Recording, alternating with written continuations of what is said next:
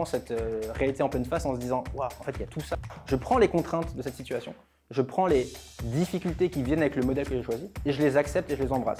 Et à ce moment-là, il y a une lente baisse d'énergie et qui va déboucher à un moment sur une espèce de crise de sens de... Ça me stresse de faire ce petit truc parce que j'ai envie de démarrer la journée en étant un peu vulnérable. Et donc vous parlez un peu de moi et de ce qui se cache un peu derrière tout ça. Moi, je suis un grand lecteur, j'aime beaucoup lire. Et quand on regarde l'histoire avec un grand H, on regarde les événements, on a l'impression d'une succession de faits très cohérents qui se produisent l'un après l'autre. Bah tiens, il a fait ça, ensuite en réaction, il a fait ça, et puis après, il s'est passé ça. Et globalement, on regarde ça 200 ans après, et on se dit que c'était cohérent, que c'était naturel, que c'était évident, qu'il y avait un fil rouge depuis le départ. Mais quand on creuse, on se rend compte que c'est absolument pas ça. On se rend compte que chaque événement, chaque action, chaque décision, c'est le chaos. Il n'y a rien qui est évident. Sur le moment, il n'y a rien qui semble facile, il n'y a rien qui semble naturel. Et à chaque fois, c'est une lutte. Et je trouve que c'est exactement pareil en freelance. De l'extérieur, on voit les freelances, on voit les parcours de chacun, on se dit « Ah bah oui, j'ai fait tant, j'ai fait 100 000 ma première année, j'ai fait tant, ça a l'air facile, ça s'est bien passé. » Et on a machin sur LinkedIn qui a l'air trop fort, on a machin sur Mail qui a un super tarif, il bosse avec des super clients. Tout semble lisse, tout semble cohérent, mais en réalité, quand on est dedans, quand on est dans le quotidien, en fait, c'est un combat, c'est une lutte, et chaque matin, on se demande, on se lève en disant « Qu'est-ce que je fais là, en fait ?» En tout cas, moi, c'est comme ça que je le vis, et je pense que c'est comme ça que vous le vivez aussi. Et je ne sais pas si vous... Ah, oui, la théorie du canard. Je ne sais pas si ça vous parle, ça. La théorie du canard, c'est... Ça te parle à quelqu'un? Non? Ça te parle? Tu vois ce qu'il y a en dessous? Très bien. Quand on le voit sur l'eau, on se dit que bah, voilà, il nage tranquille, il est majestueux, il avance sans remous, il n'y a pas de vagues autour. Mais quand on regarde sous l'eau, en fait, c'est un bordel. C'est le chaos, c'est des palmes qui vont dans tous les sens, c'est des bulles de partout. Et il y a une dissonance entre ce qu'on voit et ce qu'on ne voit pas. Et je trouve ça super intéressant. Et c'est pareil pour tout le monde. Et donc, pour démarrer, j'ai eu envie de vous partager bah, voilà, ce que moi, mon parcours, les étapes par lesquelles je suis passé, peut-être les blocages, les obstacles que moi j'ai dû lever. Moments de doute, remise en question, plein de nouvelles croyances, plein de leçons que j'ai retenues et tout ce qu'on ne voit pas de l'extérieur, où vous vous dites « Ah, Valentin, ça va, pour lui, c'est facile, ouais, il ne se pose pas de questions. » Mais en fait, vous allez voir que ce n'est pas du tout le cas. Donc, ce que j'ai fait, c'est intéressant. C'est intéressant, c'est que alors moi, j'adore avoir des petits carnets. Je vous en parle souvent. J'ai des petits carnets, et donc je me suis replongé dans mes carnets d'il y a 4-5 ans quand j'ai démarré. Et déjà, c'est fascinant de revoir les réflexions d'il y a 4-5 ans. Et le premier truc qui me frappe, c'est que, voilà, vous voyez, j'ai aucune idée de ce que je fais. Je navigue absolument à vue. Donc, je vous ai mis une petite timeline de mon parcours. Et le but de cette timeline, c'est de démonter un peu ce mythe de la grande vision. Vous savez, il y a souvent ce discours « Ah, il te faut une grande vision, il te faut ton horizon à 5 ans, et ensuite tu décomposes à l'année, et ensuite tu décomposes au trimestre, et après tu sais ce que tu fais dans la journée. » Moi, ça n'a jamais marché pour moi. Je ne sais pas du tout comment avoir cette vision, j'ai jamais eu de grande vision. Et du coup, si je regarde mon parcours, donc moi je me suis lancé en freelance début 2020. Donc début 2020, je me lance en freelance. Je venais de quitter mon job. Il se trouve qu'en même temps, je me dis « Ah, ça serait bien de faire des formations en écriture. » Moi, j'adorais écrire depuis quelques temps. Et donc, je démarre avec une première idée de Socialwriting. Ça va être juste une académie pour écrire des articles longs. Moi, j'aime bien ça, donc je vais juste faire ça. Donc, je démarre là-dessus. Je teste un premier bootcamp de 2 semaines, je teste une mini-formation, je teste plein de trucs. En avril 2020, je me dis « Ah, en fait, je vais lancer un nouveau projet. » Donc, avec Jean-Charles, qui était un ami à moi, on lance un truc qui s'appelle Longue Vue. Je ne sais pas si ça vous parle à certains ou pas? Pas du tout? Ça te parle? Curdali, ouais, très bien. Et en fait, le projet, c'est on va lancer une box de biographie. Donc, tous les mois, tu vas recevoir une biographie chez toi. Parce que j'adore la lecture et donc je me suis dit c'est intéressant. En septembre, donc on lance ça en avril. En septembre, on fait une campagne de crowdfunding pour essayer de lancer le projet. En décembre, le projet est mort. Je vous la fais courte. La raison, c'est que on savait juste pas très bien calculer et on a vu qu'économiquement, en fait, ça tient pas du tout d'envoyer des livres dans une belle boîte par la poste. En fait, ça marche pas du tout. Il se trouve que heureusement, entre-temps, j'ai continué à faire du freelance pour pouvoir manger. J'ai pas arrêté Socialwriting. Alors j'ai testé un autre produit. J'ai essayé de m'associer entre-temps. Je me suis dit, bah tiens, je vais faire du freelance. Je vais avoir ce truc-là qui s'appelle Longue Vue. Et en parallèle, je vais essayer de trouver quelqu'un qui va être avec moi sur Socialwriting. Ça n'a pas du tout marché. Ça a tenu 2 mois. Donc ça, oui, ça c'était Longue Vue. Je me suis retrouvé chez moi dans mon salon avec des box partout. J'avais pas de voiture. Je me suis retrouvé un mois de novembre sombre où j'ai dû louer une voiture qui était remplie de box de livres. Je suis arrivé à la poste comme ça, enfin l'enfer absolu. 2021, du coup, ce projet s'est terminé. Heureusement, donc j'ai pas arrêté tout ça, donc je continue mes missions en freelance. Je continue Social Writing. Là, je commence à créer une première version d'un bootcamp d'écriture, pareil pour apprendre à écrire des articles de blog. Je commence à tester ça. 2022, pareil, je continue tout ça, et je me rends compte sur Social Writing que là, j'ai une grosse phase de remise en question parce que mes résultats, ils sont pas foufous.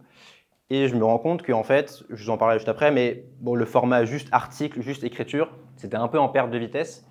Et donc, c'est là où je décide d'ajouter la dimension business à ce que je propose et de davantage centrer ce que je fais sur uniquement les freelances en écriture. Bon, à un moment, j'ai une lubie, je ne sais pas ce qui m'a pris. J'ai repris mon site de A à Z et je me suis dit, ah, maintenant, je vais être un entrepreneur qui crée plein de projets. Je vais faire. C'était une très mauvaise idée aussi. Évidemment, là-dessus, tous les 3-4 mois, je me demande si je ne devrais pas tout arrêter et reprendre un job salarié. Je me revois un été 2021. Je suis en vacances à Quimper et j'ai postulé un job parce que je me suis dit, voilà, mais rien ne marche, faut que j'arrête. Et ça, cette réflexion, je l'ai régulièrement, même je l'ai eu il n'y a pas très longtemps d'ailleurs. 2023, là j'arrête le freelance parce que je vois que pour le coup, Social Writing, j'ai trouvé le format qui fonctionne bien. Donc c'est là que j'ai créé l'accélérateur. Au début, ça durait 4 semaines. Ensuite, c'est passé à 8. Maintenant, c'est à 12 semaines. Et donc là, je crée plein de mini-produits. J'ai fait le défi brique, vous avez peut-être entendu parler. J'ai fait une newsletter payante, des formations, des événements, bref, plein de trucs dans tous les sens. 2024, 5e année, je commence à peu près à comprendre ce que je fais. Ça, c'est à ce moment-là où je me dis, ah ok. J'arrive à avoir à peu près du recul, mais je continue à faire des erreurs. L'an dernier, j'ai créé un truc qui s'appelle Le Plongeoir, qui est une formation LinkedIn, mais en fait, ce n'était pas une très bonne idée. Et cette année, voilà, je poursuis sur le chemin de la maturité et de la simplification. Et évidemment, entre-temps, j'ai du mal à être très focus. Moi, je suis quelqu'un de curieux, donc je suis souvent comme un chien fou à courir après chaque opportunité. En fait. Dès qu'il y a un truc nouveau, ah, ça a l'air super, ça a l'air trop bien, et donc j'ai envie d'y aller. Quand vous voyez ça, vous vous dites, oui, bon, Valentin, bon, tu me dis que c'est le chaos, mais ça a l'air à peu près cohérent. Il y a un espèce de fil rouge malgré tout.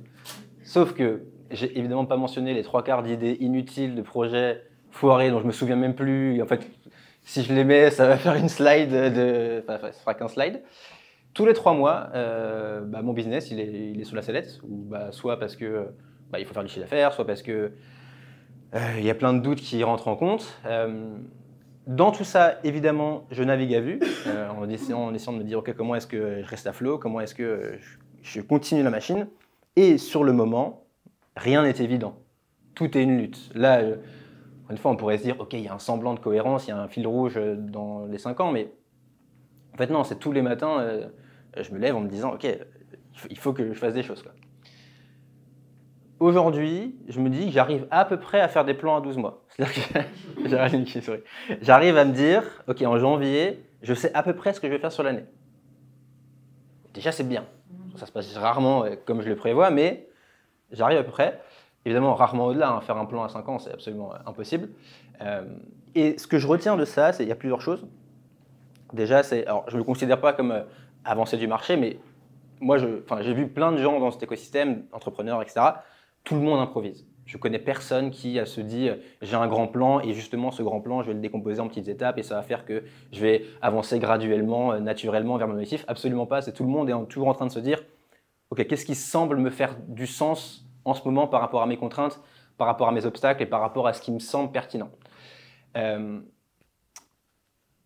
Le point numéro 2, il est très important et je vais le détailler après, c'est le besoin de rester au contact du marché et de ne pas avoir peur de se réinventer quand c'est nécessaire, en mettant son ego de côté. À un moment, ça c'est le truc qui m'a... Je détaillerai quand, mais c'est un peu ce qui m'a bloqué, ce qui m'a empêché parfois de voir des solutions. La fierté que j'ai en regardant ça, c'est que je n'ai pas lâché. Et c'est que j'ai fait preuve de résilience. Dans les moments durs, j'ai fait le dos rond. Je me suis dit, ok, t'attends que ça passe. Et je vous donnerai un petit manuel d'ailleurs après pour faire le dos rond dans les moments difficiles. Et l'autre truc que je me suis dit aussi, c'est que les mauvais jours comptent davantage que les bons. Ça veut dire quoi? Ça veut dire que quand tout va bien un matin, quand on se lève, on a bien dormi, les enfants ont été sympas. Moi, je connais pas encore ça, mais bon, certainement prochainement. Quand il fait beau, quand les astres sont alignés, c'est facile de bosser, c'est facile de faire l'émission.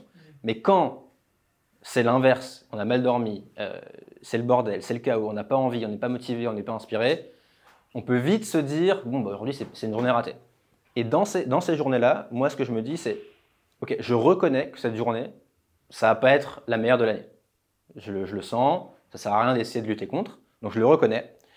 Donc je me lâche un peu la grappe en me disant, ok, c'est pas grave, lâche-toi la grappe là-dessus. Mais malgré tout, j'essaie de ne pas rien faire. Je me dis, où est-ce que je peux chercher malgré tout des petites victoires faciles et rapides qui vont malgré tout faire avancer les choses. Parce que je vois très bien à quel point, un mauvais jour, on se laisse porter, et le lendemain, bah, y a des chances que ça soit un deuxième mauvais jour, et il y a vite une spirale assez négative qui se met en place, où ben, on peut se laisser porter sur quelques semaines et pas d'énergie, on n'avance pas. Deuxième chose que je retiens de mes carnets, de mon parcours des dernières années, c'est que mes plus grandes crises ont été les plus grands moments d'apprentissage. Donc je vous disais, il y a eu différents moments dans mon parcours. Alors, il y a tout le temps des mini remises en question, mais il y en a eu plusieurs qui ont été structurantes. 2022, début 2022, je fais le constat que bah, juste en fait, je fais pas assez de chiffre d'affaires parce que j'ai pas assez de trafic et j'ai pas assez de visibilité. C'est assez basique, mais je le comprends en pleine face. Et là, à ce moment-là, mes erreurs, c'est ne pas comprendre le jeu auquel je joue, ne pas comprendre le type de business que je construis. Je vous parlais tout à l'heure de Longue Vue, donc ce projet de box mensuel, de box de livres. En fait, je pensais que c'était un business de lecture, mais non, c'est un business de logistique en fait. Il faut optimiser des centimes et des boîtes. Enfin, c'est l'enfer et c'est pas du tout. Enfin, moi, je suis pas comme ça, donc ça fonctionne pas avec moi. Et là, pareil, j'avais pas compris ce que mon business demandait en termes de type d'action. Concrètement, je négligeais l'importance d'avoir un canal d'acquisition solide, donc pas assez de trafic. Le point numéro 3, très important, qui est peut-être le point fondamental, c'est que je faisais ce qui me plaisait. Et c'est pas toujours ce dont a besoin le business. Donc il y a un équilibre à trouver entre les deux. C'est pas noir ou blanc, mais je sens que mon curseur, il était trop du côté, je faisais ce qui m'intéressait. Et pas assez ce que le business a besoin pour se développer. Et j'étais un peu à la cool. Je me laissais un peu porter. Ouais. Printemps 2022, donc quelques mois après. Donc là, je vous disais, je vois que mon positionnement sur l'écriture d'articles format long, il s'essouffle. Et je vois que tout fonctionne moins bien, je vois que je suis en perte de vitesse. Et mon erreur, je pense, c'est que, j'appelle ça, j'étais tombé amoureux de format article, en fait, j'y avais attaché mon identité. C'était qui j'étais. J'étais ce gars-là, et donc il fallait que je colle à cette case-là, parce que c'était ce que j'avais toujours fait. Bah, donc c'est ce que je vais continuer à faire. Sauf que non, en fait, je n'avais pas vu que le marché, il avait changé. Et que, bah, y a notamment LinkedIn qui est apparu, il y a d'autres formats qui sont apparus, il y a d'autres manières de faire, d'autres manières de communiquer. Et ça, j'ai mis beaucoup de temps à l'accepter et à accepter de dire, en fait, non, cette partie de toi, tu n'es pas attaché à ça. Tu peux te réinventer, tu peux changer. Mi-2023, fatigue parce que manque de structure. Je faisais trop de choses, des fibriques, enfin, des trucs absolument partout. Je me suis retrouvé avec un business qui faisait un bon chiffre d'affaires, mais beaucoup trop complexe, avec plein de produits différents, avec plein de trucs dans tous les sens, ce qui fait que bah, tu passes tes journées à courir après d'un sujet à l'autre. Et donc évidemment, c'est pas la bonne manière, enfin c'est pas la manière de structurer ces efforts. Et plus récemment, vous l'avez peut-être remarqué, hein, depuis fin d'année, début 2025, bah, LinkedIn, ça change tout le temps, j'ai l'impression LinkedIn, mais j'ai vu mes stats ont été divisés par 2 en gros sur le ratio impression, commentaire. Et bah du coup, je me dis, ok, là, remise en question, l'une de tes sources importantes de trafic, elle est tombée, qu'est-ce que tu fais maintenant? Et donc ça, là, aujourd'hui, j'ai un peu de recul là-dessus, mais sur le coup, on se dit, ok, ça y est, tout est terminé, c'est fini, j'arrête, je range.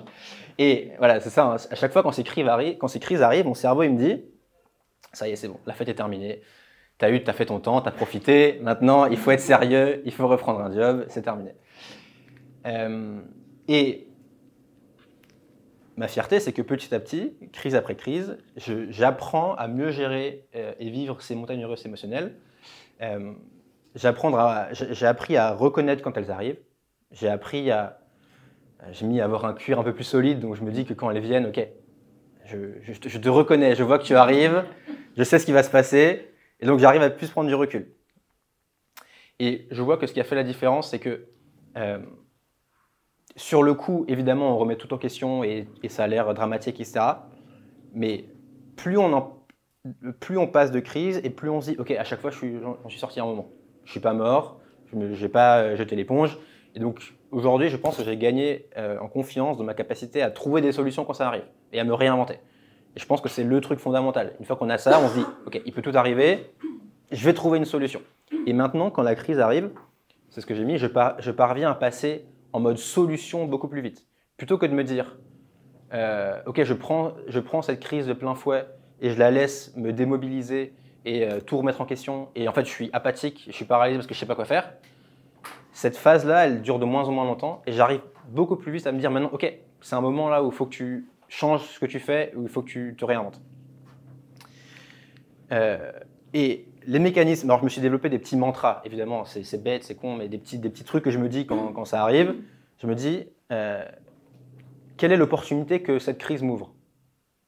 Quand il y a une crise, ça veut dire qu'il y a une manière de faire qui ne marche plus, mais par contre, il y en a une autre qui va prendre le relais. Donc, est-ce que moi, je peux le voir, ça? Où est-ce que ça se situe? Comment est-ce que je peux utiliser ce moment? Qu'est-ce que j'apprends? Et ce qui est important, c'est que quand on a cette crise, la remise en question, par définition, on rentre dans l'émotionnel.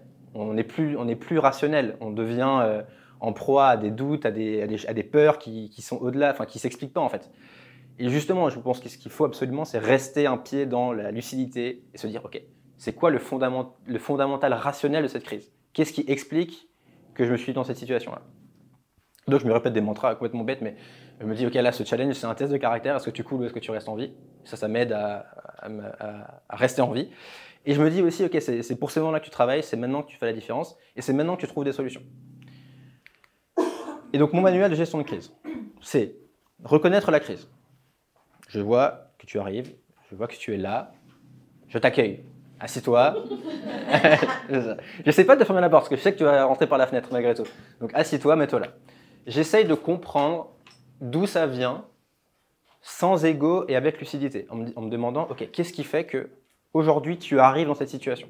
Qu'est-ce qui fait que aujourd'hui ce que tu faisais à l'instant T, jusqu'à présent, ça marche un peu moins, ou alors tu as besoin de te réinventer? Point numéro 3, essayer de trouver des solutions rapides pour faire un peu d'argent.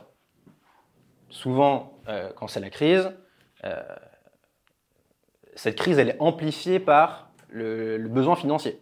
Donc se dire, ok, est-ce qu'il n'y a pas une petite poche de prestations, une petite poche de mission, ça ne me fait pas plaisir, j'ai pas envie de le faire. Par contre, ça me permet de respirer un petit peu et de mieux passer cette période de turbulence. Le but, c'est juste sur le court terme de ne pas trop être en danger.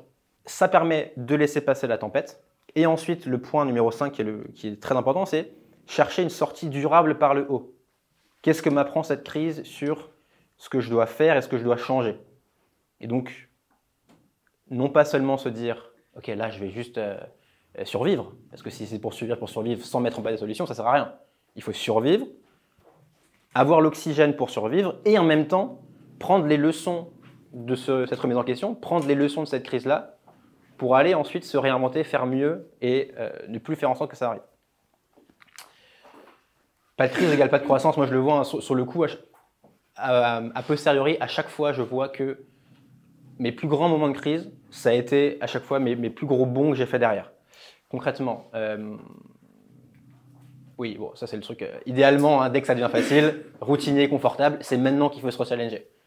Dès qu'on se dit, ok, là c'est bon, je suis dans mon confort, j'ai mes missions, ça déroule, etc. Il faut essayer d'avoir, je sais que c'est très difficile, hein, la rigueur et la rigueur de se dire, en fait, non, ne tombe pas là-dedans, parce qu'à un moment, en fait, le balancier va revenir de l'autre côté et tu te seras laissé porter trop longtemps. Donc, je vous disais, à 2022, je fais le constat que je manque de trafic. Ce que j'ai mis en place, ok, LinkedIn, un post par jour, je démarre le SEO. Et, pareil, ça paraît bête, mais je fais un travail sur mon mindset. Et notamment, je décide de prendre le sport au sérieux. Je trouve que le sport, ça m'a débloqué deux choses. Un peu plus de résistance mentale, j'ai l'impression. Un peu plus de, ok, tu te fais mal et tu t'acceptes de le faire un peu plus longtemps. Et le deuxième point, encore plus important, c'est j'arrête de me demander si j'ai envie de faire les choses. J'arrête de me demander le matin si est-ce que tu veux bosser aujourd'hui? Est-ce que tu veux faire ton post LinkedIn aujourd'hui? Non, juste tu le fais. Et c'est bête, mais juste ne pas laisser vous savez, le débat rationnel se mettre dans la tête. Ouais, mais aujourd'hui, tu sais... t'as pas trop envie, il y a ça, il y a ci. Et là, du coup, je trouve que et sur le sport, ce que je me suis rendu compte, c'est plus facile de le faire tous les jours que de le faire une fois tous les 3 jours. Parce qu'une fois tous les 3 jours, on se demande, est-ce que c'est aujourd'hui, ou est-ce que c'est demain, ou est-ce que c'est plutôt après-demain, alors que le sport tous les jours, c'est non, en fait, c'est juste aujourd'hui. Donc, c'est plutôt le midi ou est-ce que c'est l'après-midi. Et donc ça, je vois des gros bénéfices là-dessus et ça a eu un impact sur tout le reste. Printemps 2022, je vous disais que mon positionnement s'essouffle. Ok, pivot dans l'activité. Je vous disais, là j'ajoute la dimension business à ce que je propose. Je cible uniquement les freelances en écriture. Et donc là, je revois tout ce que je fais, toute ma com, tout mon site. Je redéfinis tout le cap de l'entreprise et je repivote complètement. Fin 2023, fatigue par manque de structure. Qu'est-ce que je fais? Donc je décide de me faire accompagner et je simplifie drastiquement tout mon business. J'élimine le bruit, j'élimine tout ce qui est cool, mais qui rajoute de la distraction, qui rajoute du bruit. Et je me recentre sur vraiment ce qui est très important et ce qui fait la différence. Et fin 2024, début 2025, baisse du reach sur LinkedIn. Ce que j'ai mis en place, j'ai remis ma stratégie de contenu en place. Et je me suis dit, vu que LinkedIn ça baisse, je vais pas juste subir ça. Et donc je me suis dit, je vais aller sur YouTube. Et j'essaie d'utiliser un peu plus l'IA, on pourra en parler, pour faire un peu plus de choses. J'ai essayé de monter un tout petit peu en termes d'intensité sur le contenu que je fais. Et maintenant, bon ça c'est propre à mon activité, mais j'essaie de me dire tous les matins, je fais 2 heures de contenu. C'est pas à faire pour vous parce que c'est pas forcément utile, mais dans mon cas, j'essaie d'être vigilant et rigoureux là-dessus. Point numéro 3, bon vous l'avez compris, mais je le redis, j'ai tout le temps peur. J'ai peur de vendre, j'ai peur de ce que les gens vont penser de moi, j'ai peur que tout s'arrête, j'ai peur d'avoir un coup de chance et j'ai peur d'être nul en comparaison avec des personnes plus avancées. À chaque fois que je lance un truc, j'ai envie de me cacher sous mon lit, attendant que ça passe. J'ai fait ça de ma vie entière, je lance mes emails et je vais me cacher, vraiment. Au début, bon là j'arrive à le dire en premier, mais au début c'était vraiment ça. Je suis très mal à l'aise quand je pitch un truc en direct dans une conférence en ligne. Je sais pas, j'ai chaud d'un coup. Et je vais bientôt déménager à la campagne et j'ai peur que tout s'arrête et que je doive retrouver un job. Alors là, c'est perdu. Je vous disais, je vais déménager, je l'espère bientôt. Et je vois que toutes mes crises que j'ai transmises, elles prennent racine dans cette peur-là. Au début, j'ai pas pris le SEO au sérieux parce que j'avais peur. J'ai pas pris le LinkedIn au sérieux parce que j'avais peur. Je voulais impressionner les autres, j'avais peur d'être mal jugé. Et je me comparais beaucoup aux autres et je me disais, ah mais qu'est-ce qu'ils vont penser de moi si je fais ça? Ça paraît complètement con quand je le dis avec le recul, mais moi je venais du côté article de blog long, bien travaillé, bien fouillé, je prenais de la fierté là-dedans, c'était mon truc. Et je me disais, ah mais j'ai pas envie de faire du SEO, moi c'est nul le SEO. J'ai pas envie de faire mon article basique avec mes H1 et H2. Et en fait non, juste j'avais peur de ce qu'on pense de moi si je faisais ça. Et donc ça m'empêchait de faire les choses. Et donc, citation que j'aime beaucoup, tous les problèmes sont des problèmes interpersonnels. Ça te parle, Laetitia? Il y a un livre qui s'appelle Avoir le courage de ne pas être aimé. Justement, il parle très bien de ça. Il explique à quel point toutes les peurs qu'on a, quand on creuse à la racine et qu'on pose les questions pourquoi, tu retombes à j'ai peur qu'on pense que je suis nul ou j'ai peur qu'on me juge mal. Et c'est fou à quel point tout ce qu'on fait, tout ce qu'on ne fait pas, ça vient du regard des autres. Et moi, le premier, j'étais touché par ça, je le suis encore, mais bon, j'essaie de m'en défaire, mais c'est dur de s'en défaire. Ce que j'ai appris là-dedans, c'est que dès que je fais un truc nouveau, mon cerveau a peur. Franchement, c'est la constante. Même là, je déménage, en soi, ça n'a rien d'incroyable, mais j'ai peur. C'est complètement con. La pire chose, c'est de laisser cette peur prendre le dessus. La laisser freiner, nous ralentir. À chaque fois, la constante, c'est dès que j'ai pris une décision ou je n'ai pas pris de décision parce que j'ai peur, c'était rarement une bonne idée en fait. Et ce qui est frappant, et notamment quand j'ai relu mes petits carnets et quand j'en parle là, c'est qu'en fait ces peurs elles sont ridicules. Quand on met des mots dessus, en fait c'est ça que tu es en train de dire là. Tu te rends compte que ouais, c'est ridicule. Et sur le moment, c'est une tempête monumentale, mais 6 mois après, c'est une tempête dans un verre d'eau en fait. On se rend compte que oui, ok, t'es passé à autre chose, t'es pas mort, et puis voilà. Et puis si j'ai peur de quelque chose, c'est souvent que c'est un signal que je suis dans la bonne direction. Ça aussi, c'est ce que j'ai appris.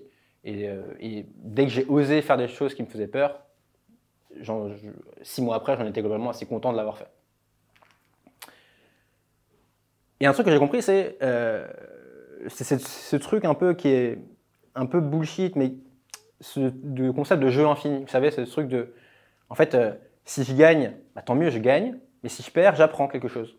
Et même si je perds au point d'échouer, je gagne le droit de me réinventer. Je gagne le droit de prendre une feuille blanche et de me dire, OK, je recrée de zéro, je repars de zéro. Et c'est grisant aussi de faire ça. Et plus j'ose faire des choses, plus je vais loin. Même si je me plante un moment, si je pousse le curseur trop loin, au pire, je reviens un peu, mais je serais déjà allé beaucoup plus loin que ce que j'aurais imaginé faire avec ma peur. Et donc, quoi qu'il arrive, je gagne et j'apprends des trucs, je perfectionne mon éducation et ça va me servir pour la suite. Donc, essaie d'avoir ce truc de OK, je vais oser aller pousser le curseur parce que dans tous les cas, ça va être utile. J'avais peur du jugement parce que j'étais moi-même dans le jugement. Ça, c'est un truc que j'ai compris aussi.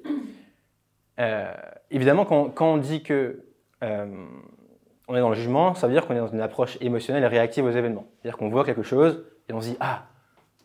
On essaie de se demander si c'est bien, pas bien, si on n'aime pas, on est dans une forme de réaction. Il y a deux attitudes que j'ai appris à développer. C'est un travail quotidien, mais que j'essaye de nourrir chez moi, c'est ne pas juger. Essayer de simplement observer les choses en faisant taire son besoin constant de se demander si c'est bien ou mal. Ça paraît bateau, mais ça permet d'approcher les choses avec lucidité et sans ego. Souvent, quand on met de l'ego, on va penser que telle ou telle option est bien, telle ou telle option est mieux qu'une autre. Et en fait, ça parasite les décisions. Parce qu'on justement, on n'arrive pas, quand on a besoin de se réorienter, quand on a besoin de prendre une décision, de prendre la bonne. Et puis, autre chose, reformuler positivement les choses. Plutôt, par exemple, au début, je me disais ça, hein, quand j'allais sur LinkedIn, quand je ne voulais pas être sur LinkedIn, je me disais, pourquoi est-ce que ce post nul, il fait autant de likes? On a tous eu cette réaction. Au début, moi, je me disais, mais en fait, je me casse la tête à faire des articles très longs, et l'autre en face, il fait un post nul, et il a 10 fois plus de likes. Mais pourquoi? Pourquoi? Je ne comprends pas. Et donc, au début, ça me met en colère, on ne comprend pas, etc. Et maintenant, je me demande, qu'est-ce que je peux apprendre de ça? Plutôt que de me dire, c'est nul, je ferme les yeux. Non, c'est, qu'est-ce que je peux apprendre de ce truc-là? Qu'est-ce que ça m'apprend sur moi? Ou sur ce qui plaît aux gens? Il y a plein de dimensions dans lesquelles on peut apprendre des choses. Et avec l'envie sincère de comprendre, et en gardant 3 ans d'âge mental. C'est une expression que j'ai entendue récemment, et c'est super intéressant, c'est approcher les choses avec un esprit le plus neuf et le plus dénudé de convictions préétablies, en essayant réellement de comprendre où est-ce que ça va, comment ça fonctionne, et sans devoir essayer constamment de juger les choses pour se demander est-ce que c'est bien, est-ce que ça me plaît, est-ce que ça me plaît pas, mais juste essayer de suivre le mouvement. Et donc, ce que ça m'a permis, c'est de retirer beaucoup de charge mentale à ce que je fais, de charge émotionnelle à ce que je fais. LinkedIn, au début, je me disais, ah, c'est mon identité, c'est moi, c'est qui je suis. J'y mettais beaucoup d'émotionnel. Ah, comment est-ce que les gens vont me juger? Et là, j'essaie de me dire, en fait, c'est juste un outil pour l'entreprise. C'est juste un canal pour trouver des clients. Rien de plus que ça. C'est juste un moyen de X. Et je pense que, bon, il y a plein de choses là-dedans, mais pareil, sur le positionnement, on y met une grosse charge, on a l'impression qu'il y a beaucoup de choses qui vont se jouer là, mais c'est juste un moyen de. Et donc, le conseil que je me donnerais il y a 10 ans, il y a 5 ans, c'est fais la même chose, mais avec moins d'agitation émotionnelle et de stress. Ouais, quand je me revois dans mes journées, même encore aujourd'hui, hein, c'est souvent je suis irrité pour des petits trucs bêtes, ou tu attends quelque chose, ou tu as une réaction émotionnelle, ou il y a une mauvaise nouvelle et donc ça va te miner pendant 1 heure. Et en fait, cette charge, bon, à la fois elle est naturelle, mais en même temps, je pense qu'on se l'impose à nous-mêmes et qu'elle n'est pas nécessaire. Je pense qu'on pourrait faire exactement les mêmes choses, mais sans toute cette charge-là qui vient juste parasiter et qui vient juste rajouter du bruit et qui nous empêche d'aller réellement faire les choses. Donc moi je me dirais, hein, fais exactement pareil, mais juste en approchant tes journées avec juste plus de calme, plus de sérénité et moins d'agitation globale. Et donc là d'ailleurs c'est souvent un mantra que je me répète dans mon carnet le matin en ce moment, c'est juste aujourd'hui tu fais ton travail tranquillement, sans stress. Bon, après ça vaut ce que ça vaut, mais ça m'aide un tout petit peu à mettre une intention sur ma journée. Et point numéro 5, dépasser les remises en cause existentielles. Alors, je vous ai montré ce schéma, je vous le refais parce qu'il est super intéressant. Au début, donc c'est le schéma quand on lance un projet, quand on entreprend un changement dans sa vie. Au début, on démarre par la phase de l'optimisme naïf. Donc c'est la phase de j'ai plein d'énergie, Je suis au démarrage, tout a l'air beau, tout a l'air rose, c'est génial, je vais faire du copywriting, je vais écrire en ligne, je vais bosser pour des clients qui vont me payer, je vais pouvoir, je sais pas quoi, voyager, etc. Optimisme naïf. On n'a pas encore vraiment fait les choses, donc on a une vision idéalisée de ça. Ensuite, on rentre dans la phase de pessimisme éclairé. C'est-à-dire que là, maintenant, je me suis mis en mouvement, j'ai commencé à faire des choses, j'ai commencé à bosser, j'ai commencé à poster sur LinkedIn, j'ai commencé à essayer de trouver des clients. Et je me rends compte que, ouh là là là là, ça va pas être aussi simple que ça. Il y a plein d'éléments que je n'avais pas vus. Et donc, d'un coup, on se prend cette vague de pessimisme, on se prend cette réalité en pleine face en se disant, waouh, en fait, il y a tout ça que je vais devoir faire. Il faut se positionner, il faut trouver des clients, il faut fixer ses tarifs, et il faut vendre, et il faut délivrer, et il faut communiquer. Voilà, on se prend tout ça en pleine face. Et donc, on devient éclairé. Je sais ce que je vais devoir faire, mais par contre, je le vois avec un biais pessimiste. Et à ce moment-là, il y a une lente baisse d'énergie, et qui va déboucher à un moment sur une espèce de crise de sens, de remise en question globale de ce choix initial de se lancer. Mais qu'est-ce que j'ai fait? Pourquoi je me suis lancé là-dedans? J'étais mieux en CDI, j'étais mieux avec un salaire. Et puis qu'est-ce que je fais? Écrire pour des entreprises, et puis il y a l'IA, et puis machin. On va se rajouter toute une espèce de boule émotionnelle autour de cette décision. Et là, il y a deux options. Soit l'option crash-abandon, donc c'est l'option de « ok, je jette l'éponge, je vais faire autre chose, tant pis ». Et là, souvent, ce qui se passe, c'est qu'il y a un nouvel objet brillant qui apparaît. Ah, mais en fait, c'est pas le copywriting, c'est plutôt autre chose. Et ça, c'est beaucoup mieux. Et du coup, on repart dans cette boucle-là. Et il y a plein de gens qui sont bloqués dans la boucle comme ça. Et moi, pendant longtemps, j'avais cette boucle-là. Ou alors, on dépasse cette crise de sens et on rentre dans la phase de l'optimisme éclairé. Donc là, à la différence de celle-ci, c'est que je sais ce qui va être attendu de ma part. Je sais que je dois prospecter. Je sais qu'il y a la dimension écriture, mais il y a la dimension commerciale. Je dois vendre mes services, je dois me faire connaître, je dois trouver des clients. Mais j'y vais avec de l'optimisme. J'y vais avec envie, j'y vais avec le goût du challenge, l'envie de le prendre comme un jeu et l'envie d'arriver à le faire. Et c'est généralement dans cette phase-là que ensuite on accomplit des choses. Cette boucle-là, on peut la voir de plein de manières. Elle est au global sur notre parcours, mais elle est aussi, je pense, au sein d'un même trimestre, on a cette boucle-là en fait. Sur plein de micro-sujets, on arrive à cette crise de sens. Est-ce que vraiment j'ai envie de faire ça? Et souvent, en fait, c'est juste des histoires qu'on se raconte. Soit ici, là, on se raconte l'histoire de mauvais jours. Ah, aujourd'hui, je suis pas motivé. Hop, on fait un petit pas vers là. Et le lendemain, c'est pareil. Et du coup, il y a une petite spirale qui lentement fait que chaque jour, on lâche un tout petit peu prise et on finit par abandonner. Et ici, c'est l'inverse. C'est chaque jour, je prends cette petite décision de me dire, allez, je vais pousser malgré tout un petit peu. Je vais essayer de trouver la solution. Et souvent, c'est ce qui permet de dépasser la baisse. Quelques points, moi, qui m'ont permis de dépasser ça. Tu décides où tu mets le sens. Les crises de sens, souvent, c'est ok, je trouve plus de sens dans ce que je fais. J'ai l'impression de ce que je fais au quotidien. Voilà. Je sais pas, j'écris pour des boîtes, mais est-ce que ça a du sens de communiquer sur LinkedIn? Voilà, il y a toute cette remise en question-là. Et ce que j'ai compris, c'est que le sens, c'est une quête qui est interne. C'est pas un truc qui est externe. Vous savez, souvent, il y a cette croyance que le sens, je vais le trouver quelque part. Je vais le trouver en faisant un métier, ou je vais le trouver en allant le chercher ailleurs. Et de mon point de vue, en tout cas ce que moi j'ai vu pour moi, c'est que c'est plutôt une quête interne. C'est dans notre tête que ça se passe. Et donc c'est à nous d'aller nous raconter l'histoire qu'on veut. Et oui, à un moment, on peut se dire, en fait, j'écris. C'est quoi le sens? En fait, il n'y a pas de sens. Mais en fait, rien n'a de sens. On est juste des singes sur une planète qui tourne dans l'univers. Enfin, de base, rien n'a de sens. On est sur, je sais pas, du béton. Enfin, ça ne veut rien dire, en fait. Tout ça n'existe pas. Et donc, il faut essayer de se créer du sens, une forme de nihilisme, optimisme, où si rien n'a de sens, alors je peux décider le sens que moi je donne aux choses. Et je peux me dire, ok, je vais être le meilleur dans ce que je fais. Ou en tout cas, je vais essayer de m'épanouir dans ce que je fais. Le point numéro 2, c'est l'herbe devient verte ou tu l'arroses. Ici, quand on arrive ici, il y a la croyance que, en fait, l'herbe, le précaré que moi j'ai choisi, il n'est pas très vert, mais par contre, il y a un autre précaré quelque part qui va être plus vert. Et donc, on ne voit que ça. On voit que l'autre précaré. Et ce que moi j'ai compris, c'est que l'herbe, elle devient verte là où on l'arrose. Il n'y a aucune situation, il n'y a aucun type d'activité, il n'y a aucun type de business où tout est facile, tout est magique, tout est rose, tout est génial. Quand on est salarié, on regrette le manque de flexibilité, de liberté, d'autonomie. Quand on est freelance, on regrette la sécurité du salariat. Donc il y a un truc en fait, il faut choisir et décider de ok, je prends les contraintes de cette situation, je prends les difficultés qui viennent avec le modèle que j'ai choisi et je les accepte et je les embrasse. Point numéro 3, embrasser le boring work. Le boring work, c'est les tâches répétitives du quotidien. Quand on démarre à entreprendre, je pense qu'on a cette croyance que chaque journée va être ultra sexy. Chaque journée, yes, je vais signer des deals, je vais faire des clients, il y aura de l'argent qui va tomber, etc. En fait, c'est pas ça. La réalité, c'est que ça, c'est un petit épiphénomène, un moment qui arrive une fois dans le mois. Mais pour que ça arrive, il faut chaque jour faire son petit post LinkedIn, envoyer sa petite relance et faire son article. Et juste le faire ça au quotidien. Et au début, ça paraît être une corvée, je pense. Mais il y a un moment où, quand on rentre justement dans cette phase d'optimisme éclairé, ça devient une forme de plaisir en fait. Je fais ce que je sais devoir faire.